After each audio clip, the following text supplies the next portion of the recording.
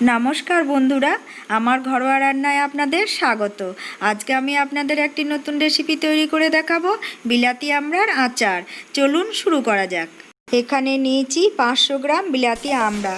আমি এখানে নিয়েছি লবণ, গোটা সর্ষে, কাশ্মীরি লঙ্কার গুঁড়ো, হলুদ, ভিনিগার, শুকনো সর্ষের পেস্ট, তেল আর লাগছে চিনি।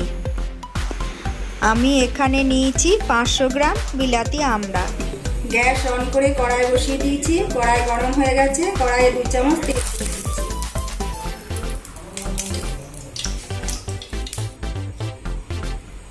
2টি শুকনো লঙ্কা দিলাম আর দিয়ে দিলাম 1 চামচ গোটা সর্ষে। এরপর দিয়ে দিচ্ছি কেটে রাখা আমড়া।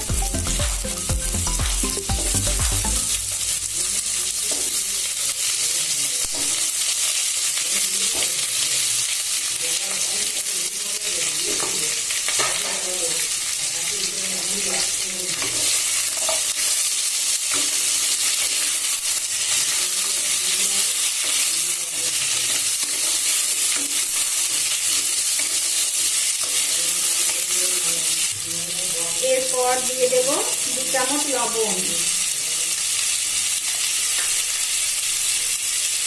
1 চামচ হলুদ গুঁড়ো, 1/2 চামচ কাশ্মীরি লঙ্কার গুঁড়ো।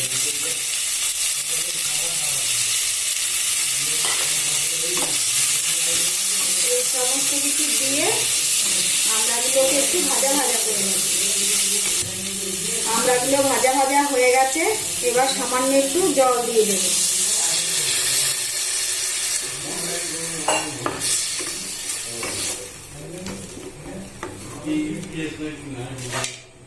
জল দিয়ে 5 মিনিট ঢাকা দিয়ে দেব।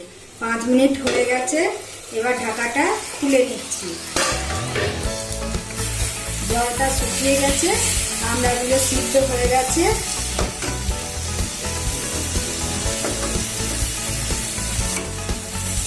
এবার আমি দিয়ে দিচ্ছি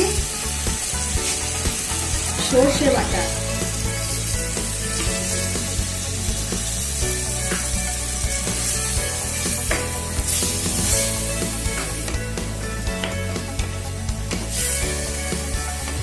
এরপর আমি দিয়ে দিচ্ছি 4 চামচ চিনি।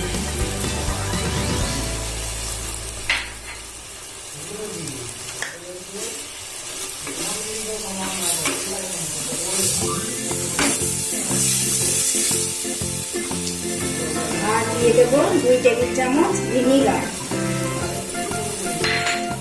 ভিনিগারটা দিলে আচারটা কয়েকদিন থাকে,